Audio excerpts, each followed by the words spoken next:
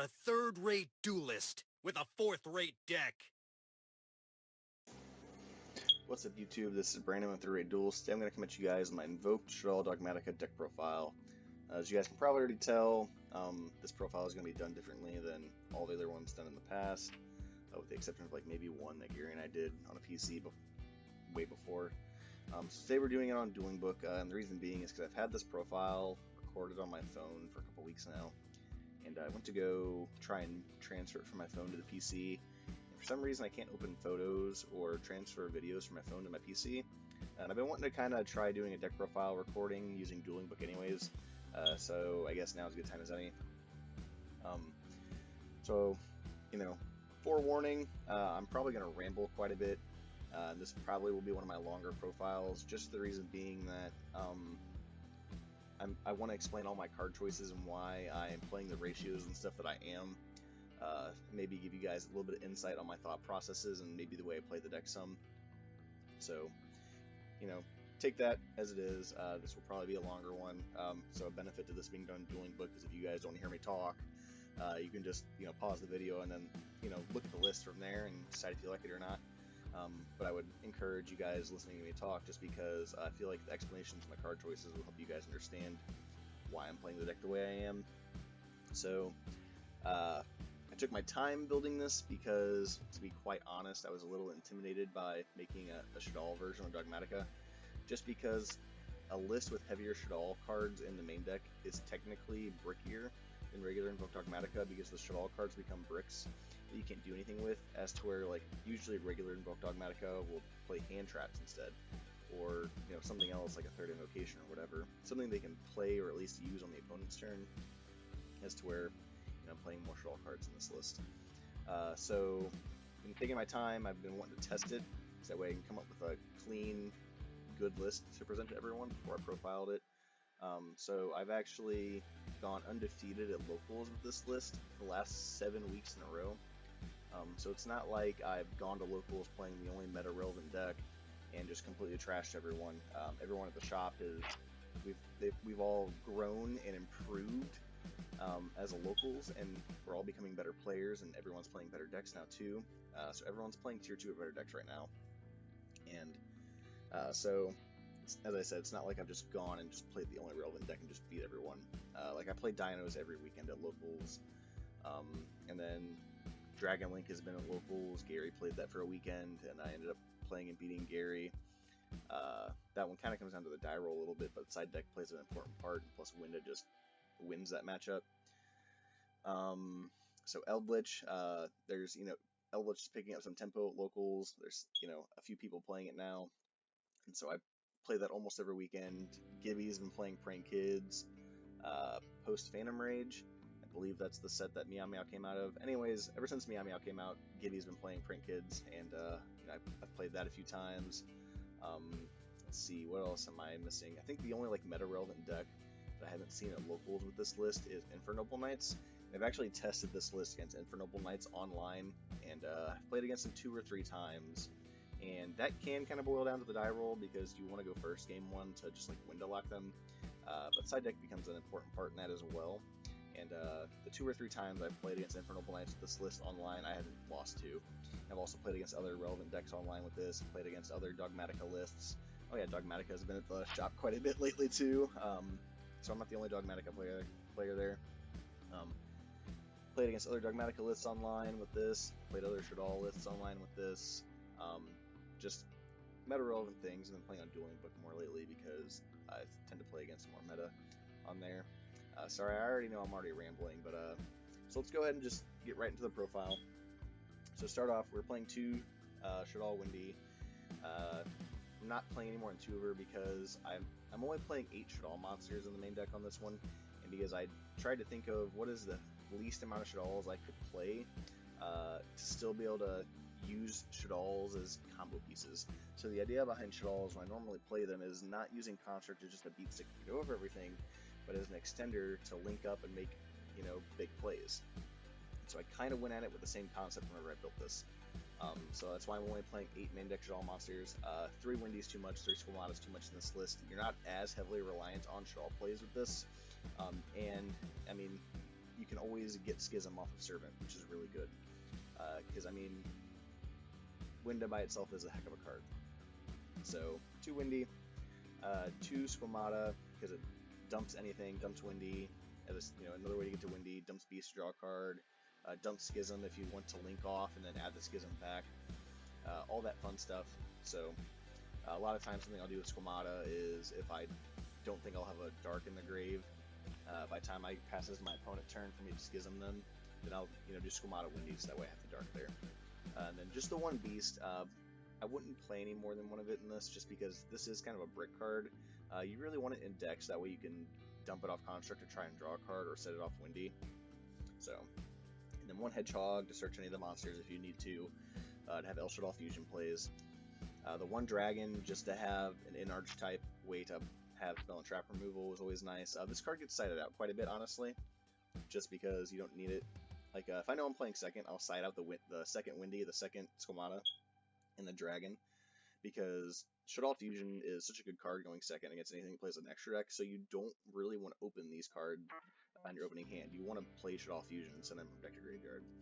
So I'll side those cards out to supplement more side deck cards like hand traps or whatever. And I am playing the 1 Aerial because I'm doing the rest Shaddoll Fusion play with Aerial, which is really good for the turn 1. And then also being able to Aerial banish things out of the graveyard is really relevant and good. So I like it. And then playing 3 Alistair the Invoker. It's an Invoke deck, you gotta play 3 Alistair. Mechabuzz is a heck of a card. Outgeedy's is really good to control the game state and pop a card if you need to try and swing for game. And also, Alistair becomes a light target for Construct for Shaddoll Fusion. And then I am main decking triple Ecclesia. So the reason behind the triple Ecclesia is because I know like a lot of other lists are playing like 1 Ecclesia, 1 Fair Release, and 3 Nadir Servant, and I guess the idea behind that is you just want to search Ecclesia off Servant because you're going to get Schism off of Nadir anyways. I don't think that's correct, and there's several reasons. There's a few reasons why. So for one of them is the fact being that if you don't open enough Shaddoll cards to combo up and establish a board that way, you have to be able to rely on doing Invoked Dogmatika plays. That plain and simple, because it keeps you in the game state. And then just being able to rely on just the Dogma and Invoked Engine if you need to will put enough pressure on the opponent to where, you're probably going to get another turn, and then Shaddoll Fusion is a heck of a card your turn 2 if you play first. Another reason being is the fact that Ecclesia is a light monster to make Construct, so, opening multiples of it is never a bad thing. Also, as long as you don't use the search effect, you can special summon her from your hand and then still go into the extra deck. So some things I've done is I'll, Shaddoll Fusion, send the Ecclesia away to make Construct, and then I'll make a Cross Sheep, and then Schism on my opponent's turn to make Winda or Construct or, whatever, and then I'll actually use Cross Sheep's effect to special summon the Ecclesia back to search Fair Release on their turn, which is really good. So I don't feel like playing 3 Ecclesia is ever a bad thing. So that's why I'm playing 3 copies of it, for the reasons I just listed. Then why I'm playing 1 Fair Release, so the reason only 1 copy of this is because I'm not playing anything like Desires, so I'm not really worried about this card getting banished from the deck. And if I absolutely need to recycle it, Nadir adds it back in the grave to hand anyways, so I think 1's enough. So this is probably where I'll get a little bit of flack, and that's fine. I'll explain why I'm playing this card. So I am main decking 1 Maximus, so the reason being is because sometimes you need to just like normal summon Ash or whatever, or any little one like Hedgehog or Aerial, something like that, so that way you can get into a Link monster to play the Maximus, and then you can, use Maximus's effect to dump Titaniclad and Ecclesia to get your Schism. That has come up a few times. I know that like Maximus becomes free advantage in the mirror match, especially like if it's Shaddoll Dogmatika or even just regular Dogmatika, because they're going to send a Titaniclad and get a search and or a special off it. But there's never been a time where I've played Maximus and resolved it and lost because of it. Because I know like some people will like side deck extra deck cards for the Maximus, or will main deck extra deck cards to combat the Maximus, like for instance Nova and Nates. So that way they get a Mechabo on my turn and then a Nates pop. And that happens to me at locals all the time, and I've never lost because of it, because I feel like the way this list is built is I can handle a Nates pop and a Mechaba. Schism is an out to Mechaba, because I can Schism into a Construct to send the Mechaba to graveyard, and then use Construct to dump Hedgehog to add like a Beast or Windy to hand. Probably Squamata, honestly, because I don't have any other darks. And then now I have El Shaddoll Fusion, probably. You know, this is assuming I have El Shaddoll Fusion in hand. I should probably make that clear. Anyways, then I, will still probably have El Shaddoll Fusion to make window on their turn if I absolutely need to. And if they need a test pop, it's not really that big of a deal to me. It never has been, at least. And there's several people at locals that, are extra wrecking the Natis and the Nova, so that way, they can get a Mechaba on my turn. And not only that, but the fact that, like, by the time I play Maximus, I probably already have, like, an Appaloosa or Mechaba to negate one of them. So it's not that big of a deal. This card does get sided out quite a bit, honestly, especially games 2 and 3, just because I don't want my opponent to, be thinking I'm going to use the Maximus on them and then try and get free advantage that way. But I feel like it's deserved its spot, at least in the main deck, even though it does get sided out quite a bit. And then I am main decking the One Trick Clown, so the only reason that I am main decking One Trick Clown is because it makes Shaddoll Fusion a 1-card Boral Sword. So I know that, you guys might not agree with me on that, but I feel like it's really good to be able to do that still, because Shaddoll Fusion is a hell of a card playing second. And then making it a 1-card Boral Sword is really good, or, having the Trick Clown to make Appaloosa if I open it or whatever is really good. So I like it, and then it's also a light target. And then for hand traps, I'm only main decking 6, and that is 3 Ash and 3 Imperm.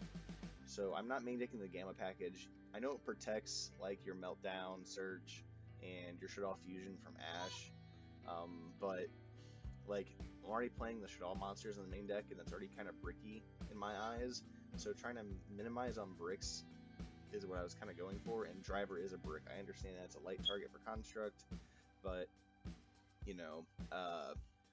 I just feel like opening as few amount of bricks as possible is ideal. So Ash and Imperm have been my go-tos, and then it's been really good. Ash is just super generic, and then Imperm is just a good card. So if you guys want to play Gamma, then personally I would suggest taking out the Imperms and the Trick Clown to play, Gamma and Driver.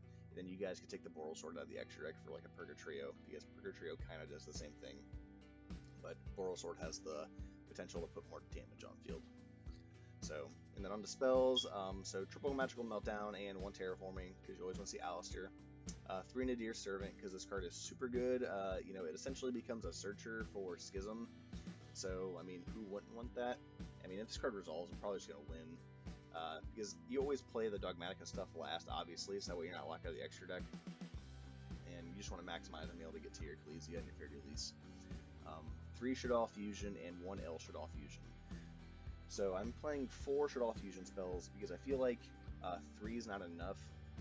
Just playing just the Shaddoll Fusion, I mean, it's not enough because you're playing 8 Shaddoll monsters, and you need to rely on more than just, Shaddoll Fusion and Invocation to be able to make Shaddoll plays turn 1, because Invocation's only good if you're fusing from hand, because you can only make an invoked monster if the materials are on field. So the El Fusion is just necessary for turn 1 to have another fusion spell to potentially open. And also the fact that having Schism and El Fusion is really good, because if they somehow out the one window, you have the potential to make a second one on their turn, and then, try to steal the game from there. So that's why I only won El Fusion. At first I was main decking 2, and I wasn't main decking the Punishment, and I ended up cutting the second El Fusion for the Punishment, because the Punishment came up so much, and I really missed it, and so I ended up cutting the El for the Punishment. And then 2 Invocation. I don't feel like I need 3 in this build. I'm not main decking Desires, so there's no reason to play 3 in my opinion. And then 1 Call by the Grave. I know it's kind of like a cheeky, sacky one-of, but the card's really good. I feel like it's earned its one-of spot in the deck, just because there's been so many times where, having this, like, oh, they Ash Shaddoll Fusion, well, yeah, could I still played if they Ash Shaddoll Fusion? Yeah, but it wouldn't have been as big of a board, so the Call by the Grave came up. And then just having like the offensive capabilities on the opponent's turn to like banish a Golden Lord to their graveyard, or whatever, it's come up. So I like it. If I'm going second, obviously it gets sided out, but it's a good card. I feel like it's definitely earned its one-of spot in my main deck. And then main decking the 1 Punishment. As I mentioned earlier, the first 2 weeks of me playing this deck at locals, I wasn't main decking Punishment. I was actually, as I said, had the second El Fusion, and then instead of the Detest in the extra deck, I had Gravity Controller. but there was way more times where just having a double pop off the punishment would have been way more viable than having like an L fusion in the gravity control in the extra deck. So, excuse me. That's why it's in there. It is kind of a double-edged sword because you rely on your extra deck way, like, super heavily. Obviously, because you're playing a Shaddoll list. So you got to kind of be careful with that so you don't lock yourself out and lose because of it. Excuse me. But it's a really good card. And then the one rush because of the aerial play, which is really good, and also being able to recur Winda back is really good. And then Schism, I like this card super good. I don't know why anyone wouldn't be playing it. So that does it for the main deck. Now on to the extra. Only playing 2 Construct, so the reason being for only 2 is I know like in all my other like invoked lists and stuff I play 3 Construct, but that is like every hand in that list I'm trying to combo up into like Avermax Winda Kalga or like Appaloosa Winda Kalga Mechaba.